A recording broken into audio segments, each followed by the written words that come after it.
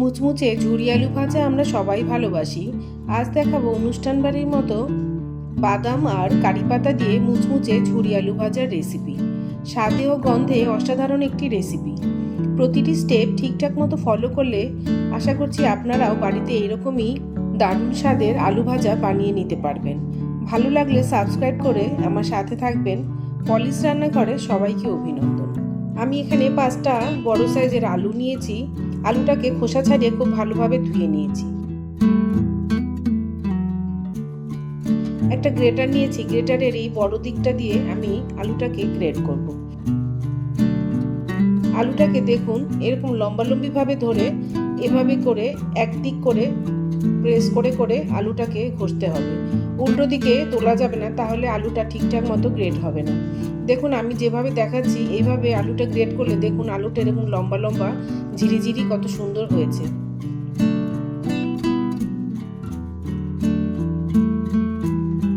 এরকম ভাবে বাকি আলুটা আমি পুরোটাই গ্রেট করে নিলাম। আলুটাকে গ্রেট করার পরে ঠান্ডা জল দিয়ে খুব ভালোভাবে ধুয়ে নিতে হবে যতক্ষণ না পর্যন্ত আলু থেকে সাদা জল বেরিয়ে যাচ্ছে। এখন আমি ফ্রিজের ঠান্ডা জল দিয়ে এটাকে আধ ঘন্টা ভিজিয়ে রেখে দেব। ফ্রিজের কনকনে ঠান্ডা জলটাই এখানে ব্যবহার করতে হবে। বেশ অনেকটা জল দিয়ে আমি আলুটাকে পুরো ডুবিয়ে আধ ঘন্টার জন্য এইভাবে রেখে দেব। আধ ঘন্টা পরে দেখুন আলুটা কতটা ঝরঝরে হয়ে গেছে, আর আলুর স্ট্রিপসগুলো এরকম লম্বা লম্বা বোঝাই যাচ্ছে। দেখুন একদম ঝরঝরে হয়ে গেছে। জল থেকে তুলে নিয়ে আলুগুলোকে আমি একটা ঝুড়ি নিয়েছি, ঝুড়িতে এরকম ভাবে ছড়িয়ে রাখবো। পুরো আলুটাকে এরকম ভাবে আমি ঝুড়িতে ছড়িয়ে নেব। তলায় একটা শুকনো সুতির কাপড় দিয়ে নেবেন, তাতে জলটা খুব তাড়াতাড়ি আলু থেকে টেনে নেবে। এইভাবে আমি আধ ঘন্টার জন্য রেখে দেব।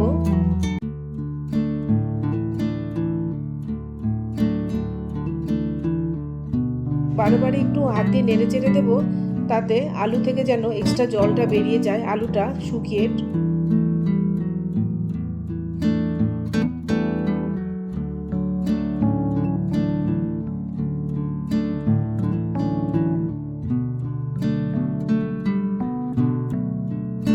এভাবে করে আলুটা একদম ঝরঝরে হয়ে যাবে। কড়াইতে বেশ অনেকটা তেল দিয়ে নিয়েছি।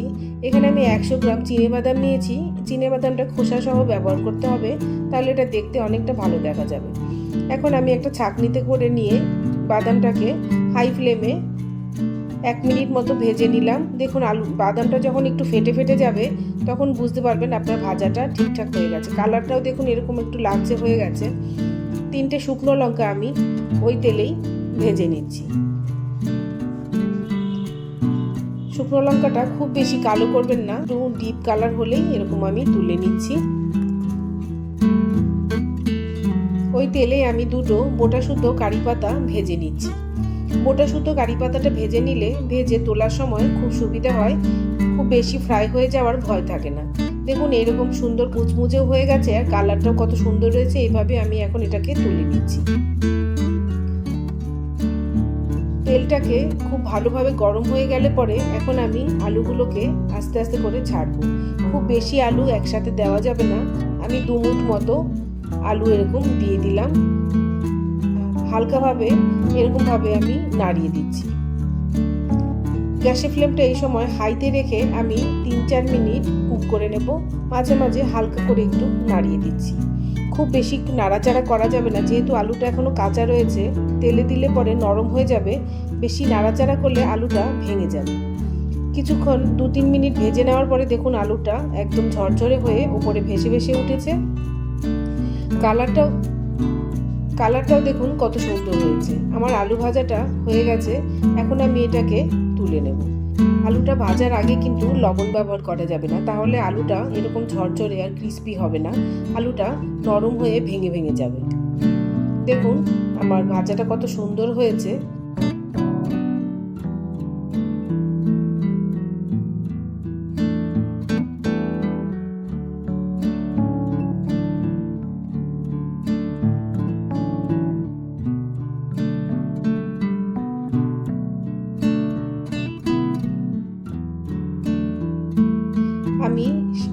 1/3 টিস্পুন বিট নুন ছড়িয়ে দিচ্ছি,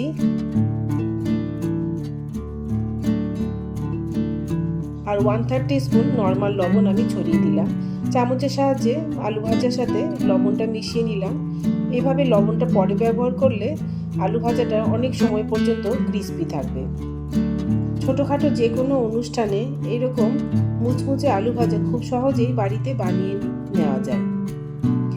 ডাল আর গন্ধরাজ লেবুর সাথে এরকম আলু ভাজা হলে দারুণ লাগবে খেতে। এখন আমি ভেজে রাখা বাদামগুলো উপর থেকে ছড়িয়ে দিচ্ছি।